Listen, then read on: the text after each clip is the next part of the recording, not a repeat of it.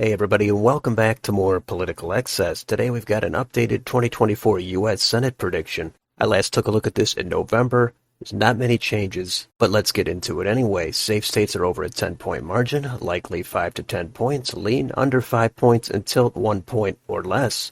Now I have to preface this by saying it's still obviously very early. So a lot of my ratings are just preliminary and cautious. There's a ton of time for people to jump into a primary, and we still don't even know if all the incumbents are going to be running. But there's been a few developments over the last 3 months. But with that said, you're going to disagree with a couple of these ratings. That's perfectly fine. But let's get started with the safe states for the Democrats. Now, these are over 10 points and very unlikely to be competitive. So we have Hawaii, Washington, California, Minnesota. Amy Klobuchar, she's not going anywhere. We have Maine, even though Angus King, he's not for sure running again, and he is an independent technically who caucuses with the Democrats.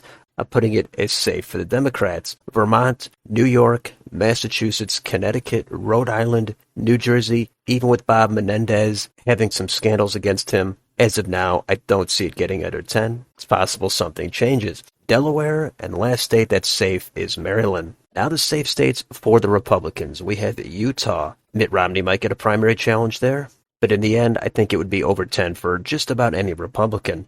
Wyoming, North Dakota, Nebraska. Nebraska also has a special election there where Pete Ricketts has been appointed to the U.S. Senate. He's running for a full term. Both of those, I think, would be safe. Missouri, Josh Hawley is running for re-election.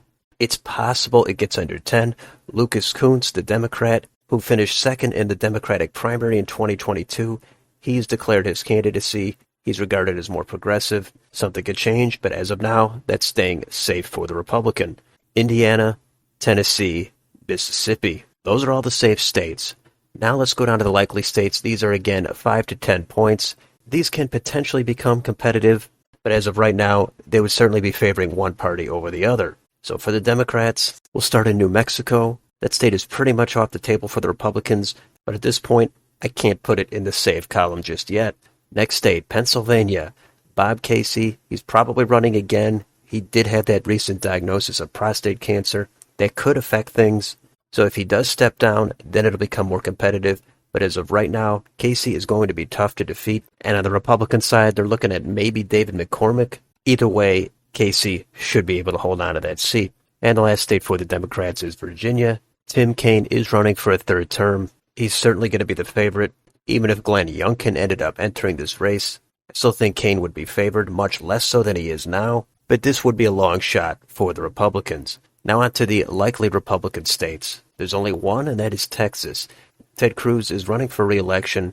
We all know in 2018, in that blue wave, he won with only about 2.5 points of a margin over Beto O'Rourke. There's definitely problems with his personality and relatability, and there's going to be a ton of Democrats lining up to go up against Cruz. But as of right now, I still think it would be over a 5-point margin. Could it change? Absolutely. But as of right now, I think Cruz is a moderate favorite. Now let's go on to the lean states for the Democrats. Now these are states that are actually competitive, but I would say the Democrats are favored to hold as of right now. First state is Nevada. Incumbent Democrat Jackie Rosen, she's apparently running for a second term. On the Republican side, it's wide open. Maybe Adam Laxalt jumps in yet again, but there's also talk about Rick Harrison, the guy from Pawn Stars, jumping into this thing. That would be highly entertaining if that happened. It's just far too early to gauge this Nevada race, but either way, I think Jackie Rosen is a little bit favored. Next state is Wisconsin. This I had as likely back in November. I took it down to leans, but it is borderline leans likely. Incumbent Democrat Tammy Baldwin, she appears to be likely running for a third term, so that means all the focus will be on the Republican side. And that, like Nevada, is a wide open field. It could be any number of candidates that get into this race, and for all of them, it's going to be an uphill climb. Tammy Baldwin is well known. She's already won twice. She sort of kind of blends into the background for me. I don't think she's regarded as being controversial enough to be in danger of losing this seat. Now, the state is very purple. It's still probably slowly trending toward the right. So in the right environment with the right candidate, Republicans could pick this seat up. But for right now, Baldwin is the favorite. Next state is Michigan. Now, the news there is Debbie Stabenow. She's not going to run for another term. So that's going to be an open seat, and I previously had it at likely Democrat. It goes down to leans Democrat purely because it's an open seat. Now this is going to be a big battle on both sides. I know Democrats probably feel good about this given their performance in the recent midterms. They're thinking they're going to be able to hold this seat. So a lot of Democrats are potentially going to jump into this race. In my opinion, the early favorite is probably going to be Elissa Slotkin. Now the GOP doesn't really have the deepest bench in Michigan. They've got a few U.S. reps that could jump into it. But I think it's going to be a big identity battle between the Trump wing of the party and the establishment wing. That, combined with Michigan still having a light blue tilt to it, is what makes the Democrats the favorite. But if things go the way of the Republicans, they could absolutely flip this seat. Now let's move on to the lean states for the Republicans. So let's start in Florida. Now this is borderline leans likely. I'm sure a lot of you would say, you got to put this at likely. They had a blowout in the midterms. It's Rick Scott, the incumbent. Democrats are demoralized in Florida. I understand that, and I think we generally agree. I just want to see what happens. I don't think Rick Scott really is the strongest incumbent. He's narrowly won several races, and I'll give him full credit on that, but I don't think he's really that relatable. And the Democrats, even though they don't have a strong bench, I'm not ready to just write off the Democrats and say Florida is a solid red state. So let's just see what happens over the rest of the year. But of course, the Republicans are certainly going to start out favored. And the last lean state for the Republicans is going to be West Virginia. Now this would be a flip and a pickup. Joe Manchin, the incumbent Democrat, he's not even for sure running for re-election, but if he does, I still think he would go down. The state is just so very red. Even though he's a conservative type of Democrat, I think he won his last race in 2018. And we know on the Republican side it's going to be an open field. It's a little bit too early. We'll see what happens, but this should be a pickup for the Republicans. Now let's move on to the tilt states. For the Democrats, we have Arizona. We all know there's a mess going on there with Sinema leaving the Democrats, running as an independent. Ruben Gallego, he's jumped into the race as a Democrat.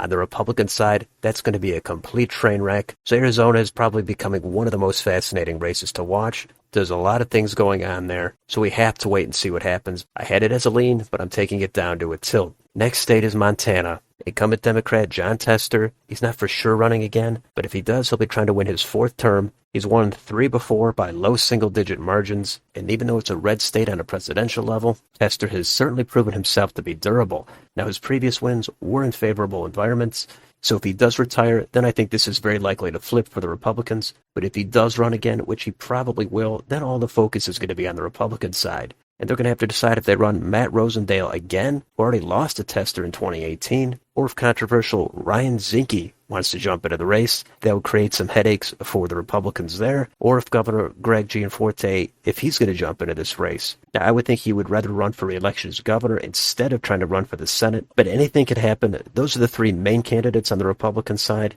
There's always room for somebody else to jump in, but that's the reason I'm starting this as a tilt for the Democrats. It's very early. If the election went right now, I would think Jon Tester would still hold on by under a point. So let's give it some time and see what happens. Now, the very last state is Ohio, and this is also a tilt for the Democrats. There's no tilt Republican states. Sherrod Brown, he's running for a 4th term. It's similar to Jon Tester in Montana. They've had favorable environments in the past. Ohio has certainly trended toward the right. This is going to be his toughest battle yet. The Republican primary is going to be wide open. Got one declared candidate right now, Matt Dolan. He finished in 3rd in the 2022 Republican primary. So again, it's super early. We don't know who's going to run. But as of right now, and given the fact that there's so many unknowns, I have to start it as a tilt for the Democrats. But Ohio and Montana, they very easily could flip toward the Republicans. So that's the map I have right now, and that would lead to a 50-50 Senate. So I'm sure you disagreed on a couple of these states or a couple of these margins, most likely in Florida or Ohio. But Republicans do have one very likely flip in West Virginia, and they've got at least 2 more that they're ready to pick up, maybe even another one in Arizona or Wisconsin. The Democrats, their best bet is either going to be Texas or Florida, but as of right now, they're not in the conversation. Now, if Republicans cannot gain the majority in this map, then they're pretty much never going to do it. So as I always say, we'll see what happens, but let me know in the comments, do you mostly agree with this map, or would you flip a couple of these states? Let me know down below, and on your way out, don't forget to like, share, and subscribe. Thanks for watching, and I'll see you on the next video.